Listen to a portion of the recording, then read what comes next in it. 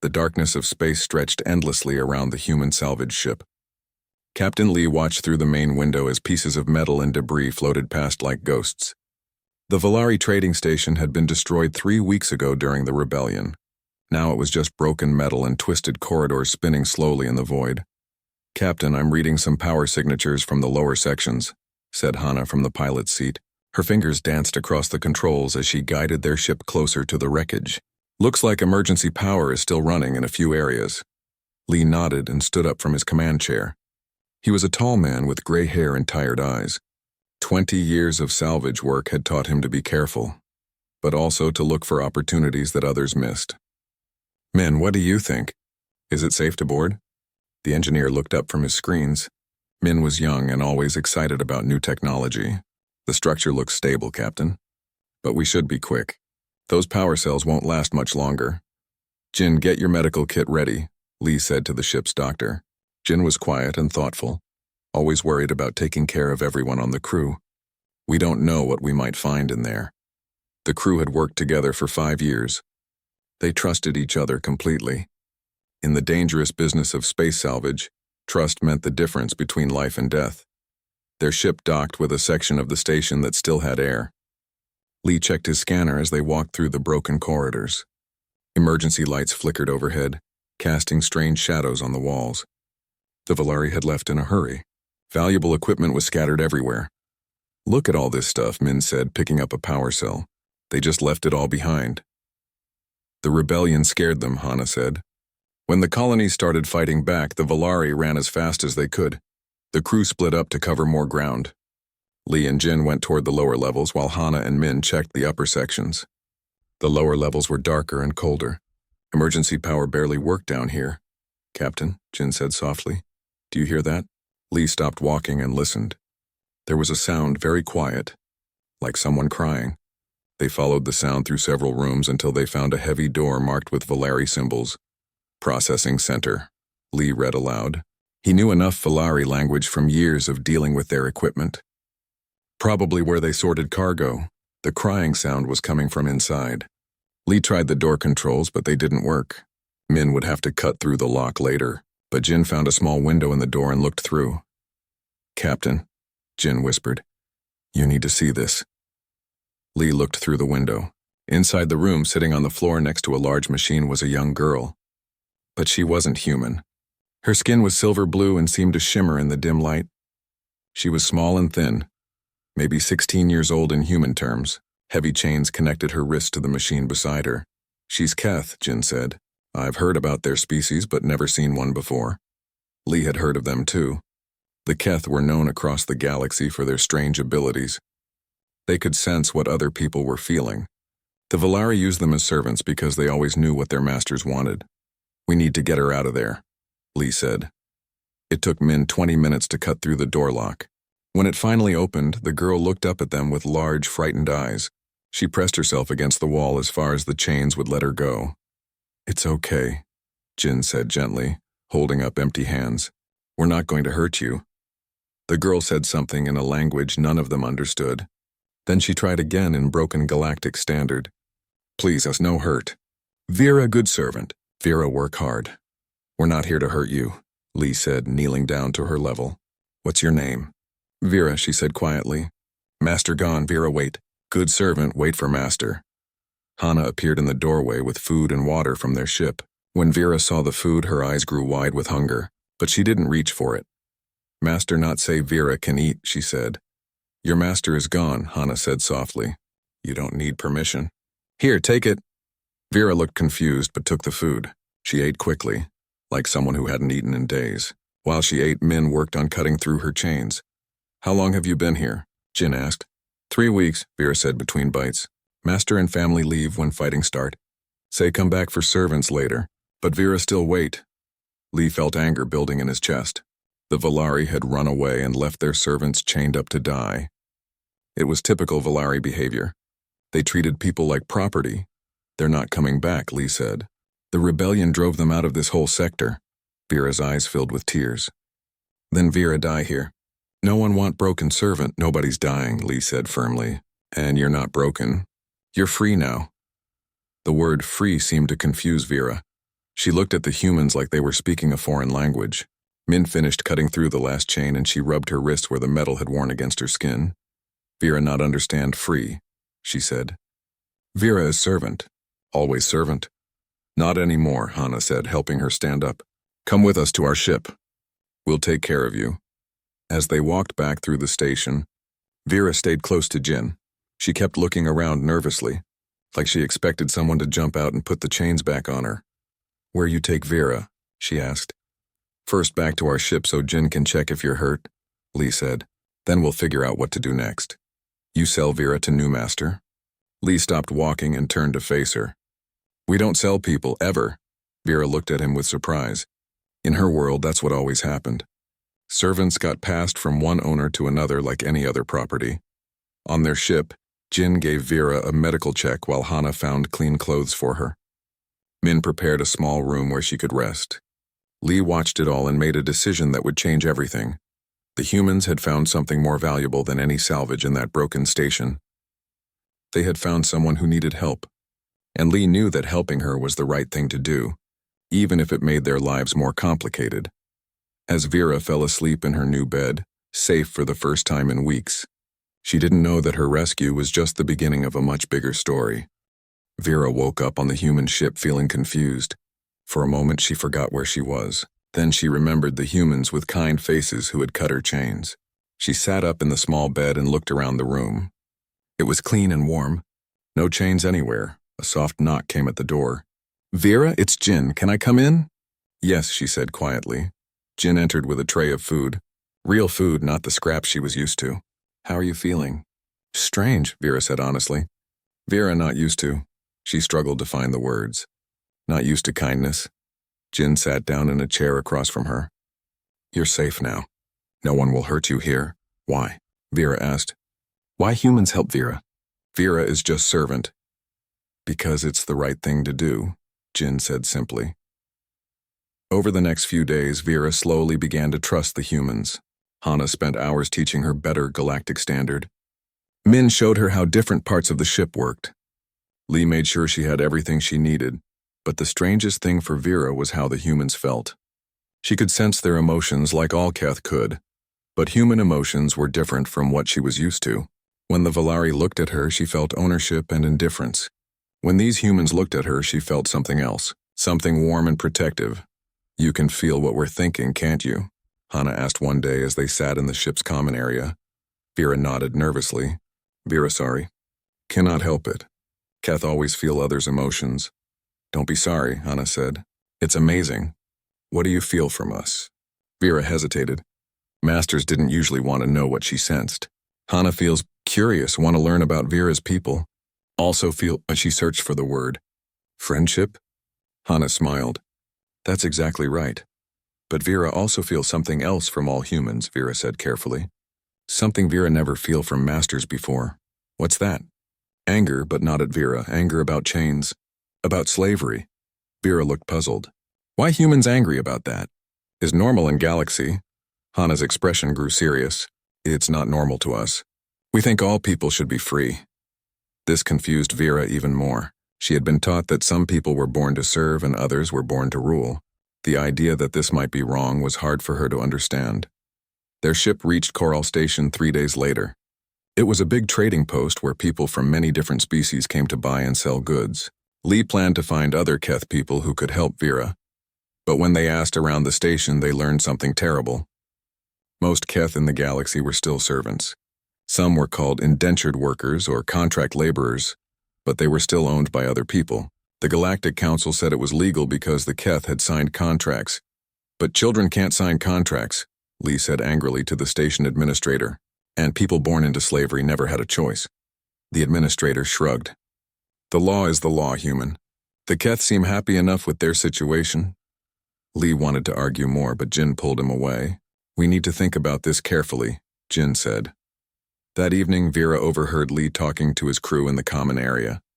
She didn't mean to listen, but her room was next to theirs and the walls were thin.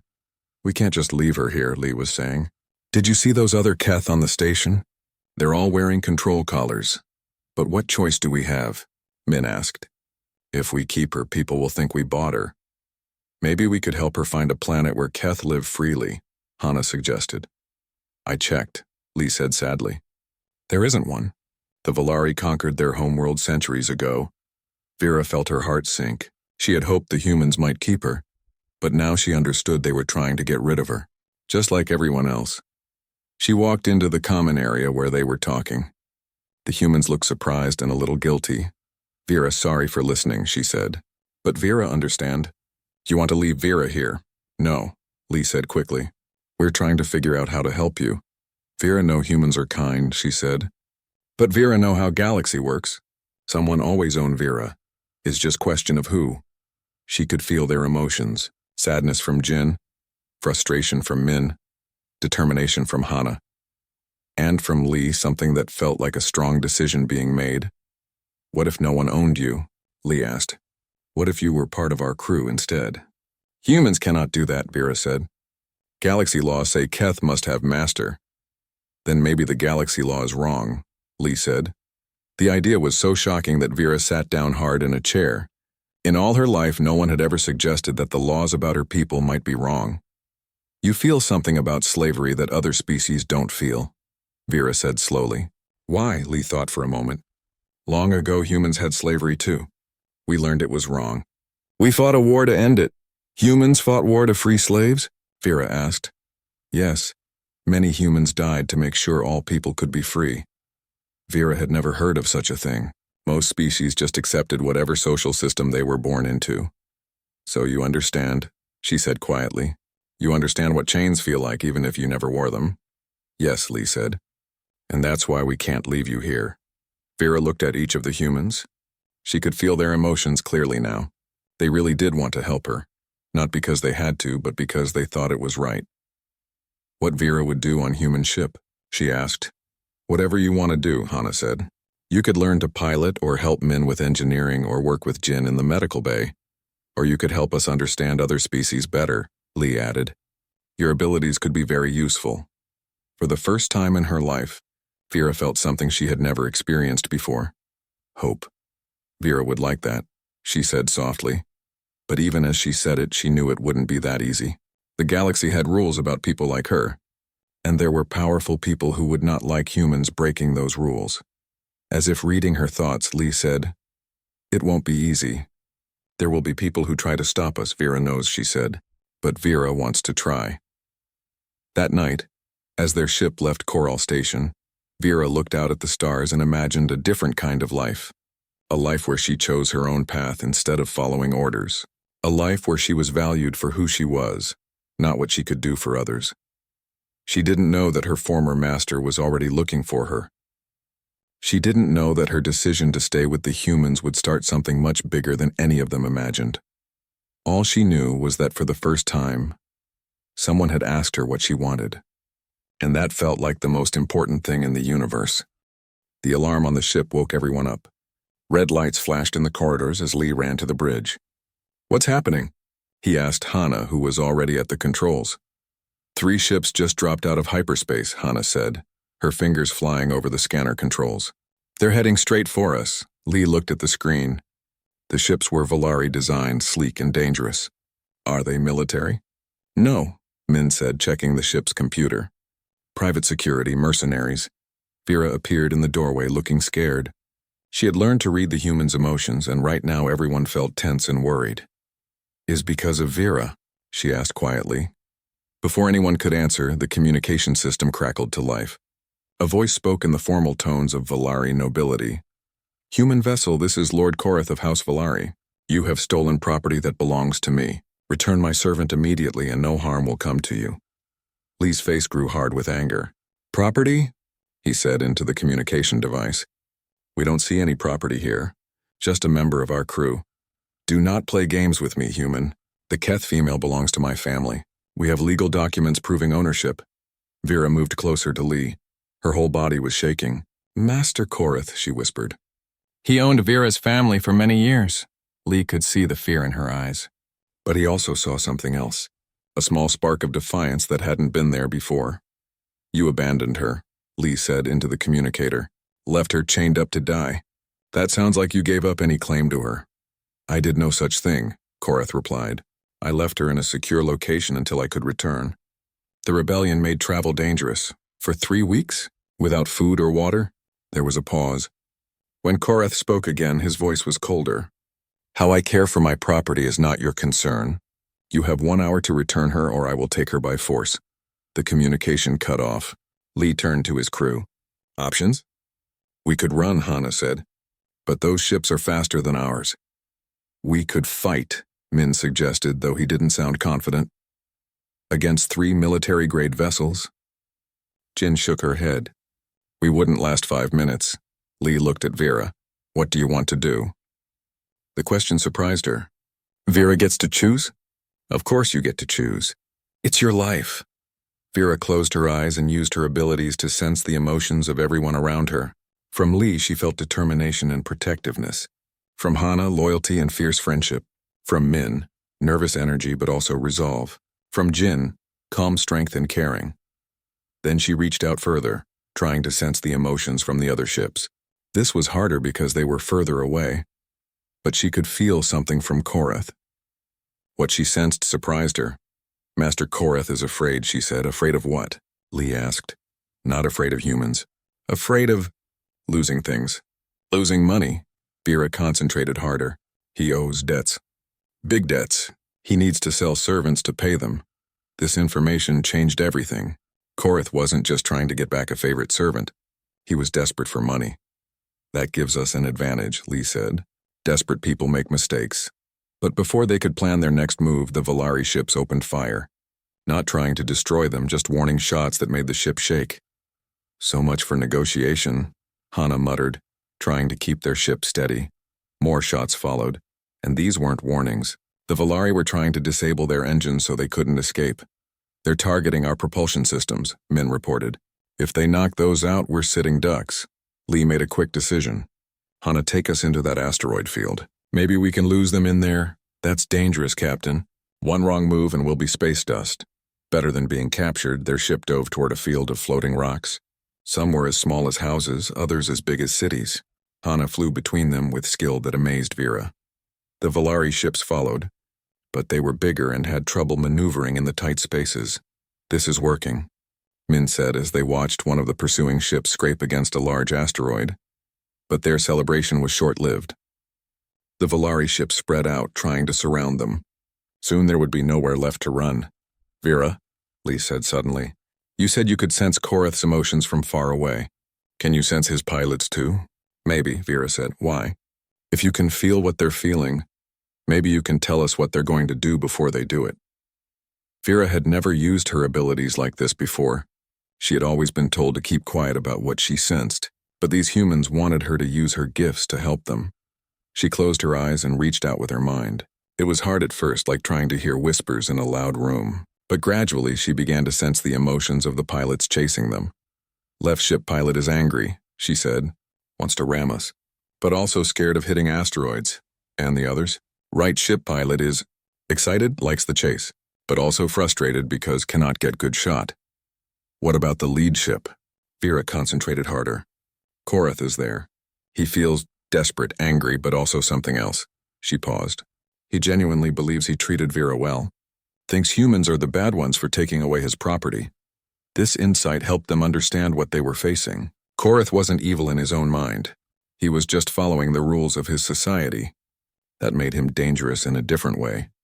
The chase continued through the asteroid field. Vera guided them away from attacks before they came, sensing the emotions of the pilots as they targeted the human ship. But she was getting tired. Using her abilities this much was exhausting. Vera cannot keep this up much longer, she said. You're doing great, Jin said, putting a reassuring hand on her shoulder. Suddenly, Vera sensed something new. Wait, she said. Something is different. What do you mean? Vera can feel something from the pilots, not just their emotions. Vera can... She struggled to find the words. Vera can push feelings into their minds. The humans stared at her. You can control emotions? Lee asked. Not control, just suggest. Like planting seeds. This was something completely new. None of them had ever heard of Keth being able to influence emotions, only sense them. Can you make them afraid? Hana asked as she dodged another asteroid Vera tried. She focused on the pilot of the right ship, and gently pushed feelings of fear and doubt into his mind. Suddenly, that ship pulled back, flying more cautiously. It worked, Min said, watching the sensors. But Vera looked worried. This is why Valari kept Vera's people chained. Not just because we are good servants. Because we are dangerous if we learn to use our gifts. Lee understood immediately. The Valari had been keeping an entire species enslaved, not just for their labor, but because they were afraid of what the Keth could do if they were free. That's even more reason to help you, he said. The battle was far from over, but now they had a weapon the Valari didn't expect. And Vera was learning that her greatest strength wasn't in serving others, but in choosing to fight for her own freedom. As their ship continued to weave through the asteroids, with Valari ships in pursuit, Vera made a decision. She would never wear chains again, and she would use every gift she had to make sure her people could be free too. The real fight was just beginning. The chase had been going on for 2 days. Korath's ships followed them through 3 different star systems, always getting closer. The human salvage ship was fast, but the Valari vessels were built for hunting. We're running low on fuel, Min reported from the engine room. If we don't find somewhere to refuel soon, we'll be dead in space. Lee studied the star charts on the main screen. There's a mining station in the next system. We might be able to buy fuel there. If we can get there before they catch us, Hana said, pushing their ship's engines as hard as she dared. Vera sat at a small console, using her abilities to track their pursuers. She had gotten much better at sensing emotions from far away. Right now she could feel the determination of Korath and his hired pilots. They are not giving up, she told the crew. Korath feels more desperate each day. His debts are very bad.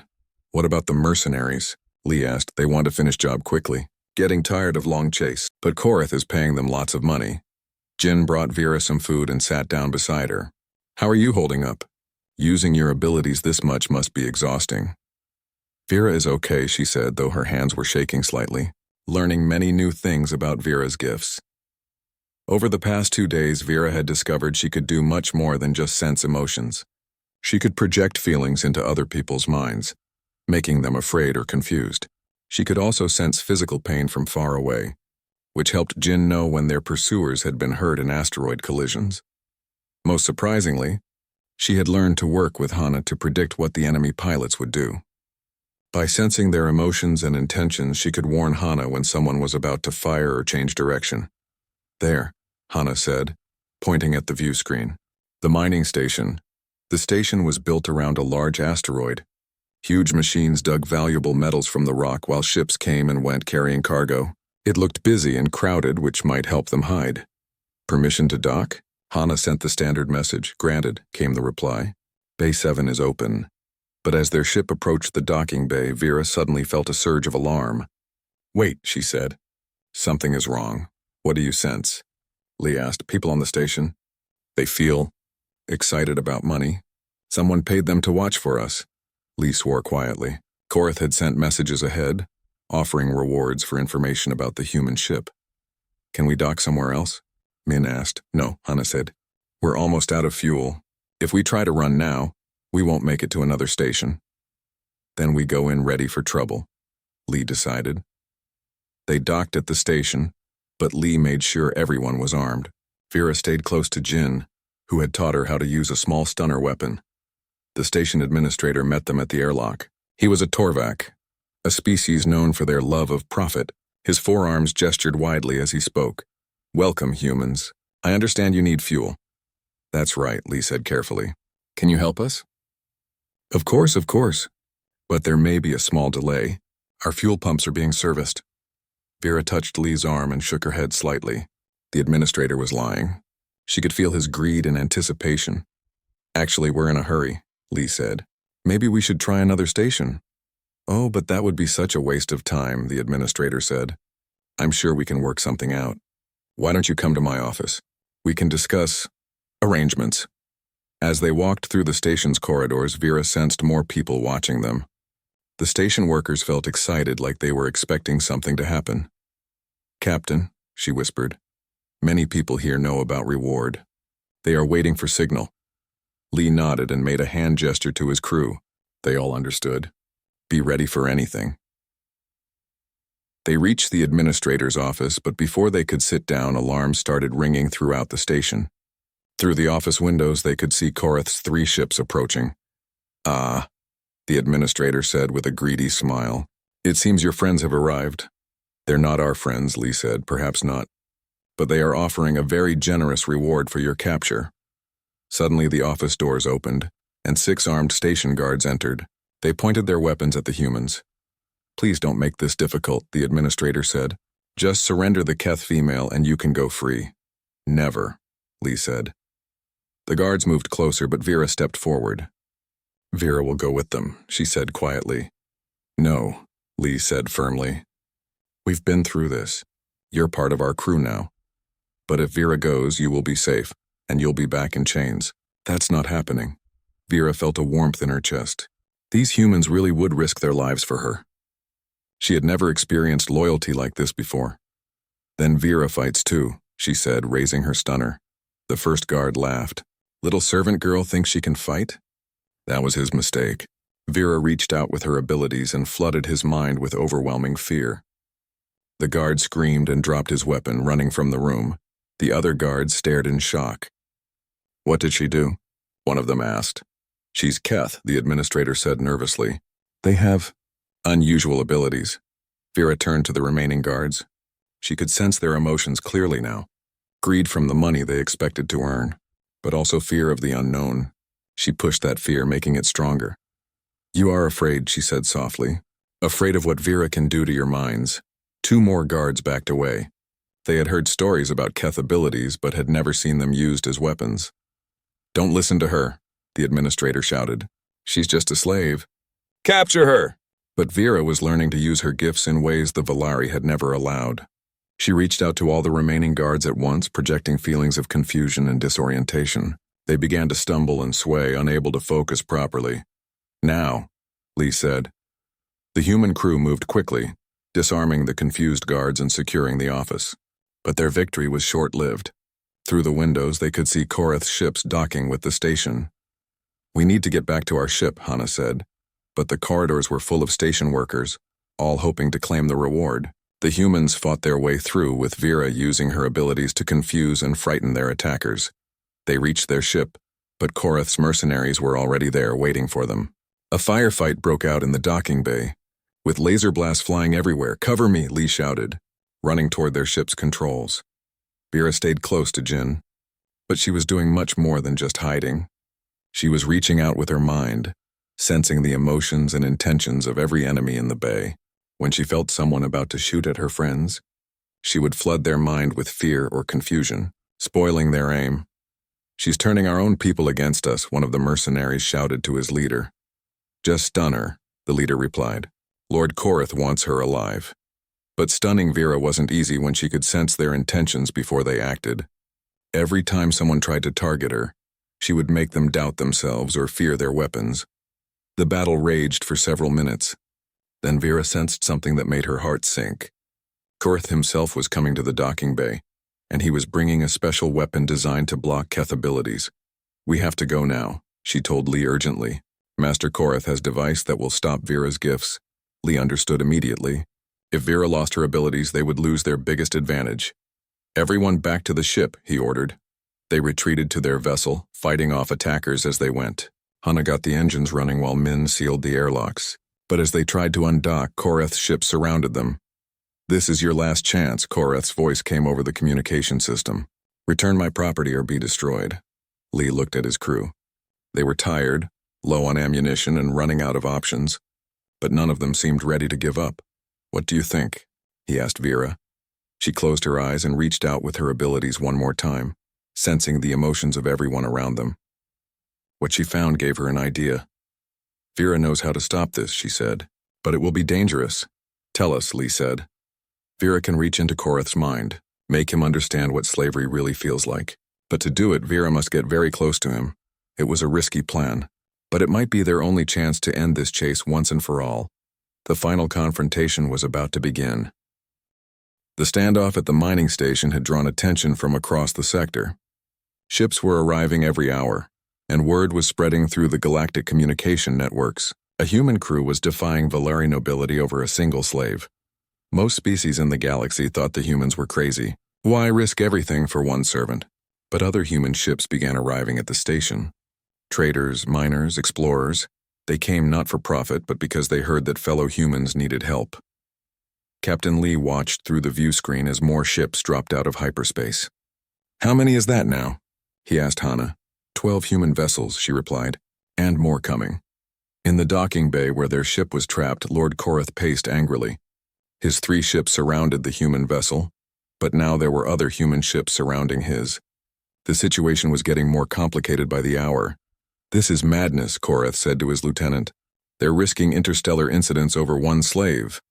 "Perhaps we should withdraw, my lord," the lieutenant suggested. "The profits from one servant are not worth starting a war with the humans." "No," Korath said firmly. "If I return empty-handed, my creditors will take everything. I need that Keth female." But Korath was beginning to understand that he was facing something he had never encountered before. An entire species that would unite over moral principles rather than profit. Inside the human ship, Vera was preparing for the most dangerous thing she had ever attempted. She was going to enter Korath's mind directly and show him the truth about slavery. "Are you sure about this?" Jin asked, checking Vera's vital signs on the medical scanner. "No," Vera admitted. "Vera has never tried anything like this before. But it is only way to make him understand." Lee knelt down beside her chair. "You don't have to do this. We can find another way." "No other way will work," Vera said. "Korath believes he is good master. Believes he cares for his servants. Until he feels what chains really mean, he will never stop hunting Vera." The plan was simple but dangerous. Vera would use her abilities to connect directly with Korath's mind. She would share her memories and emotions with him, forcing him to experience slavery from the slave's perspective. But connecting so deeply with another mind could damage her own thoughts permanently. "If something goes wrong," Vera said, "promise Vera you will help other Keth people. Promise you will not let this end with just Vera." "We promise," Lee said, "but nothing's going to go wrong." Vera smiled at his confidence, but she could sense his real emotions. He was terrified for her, but also proud of her courage.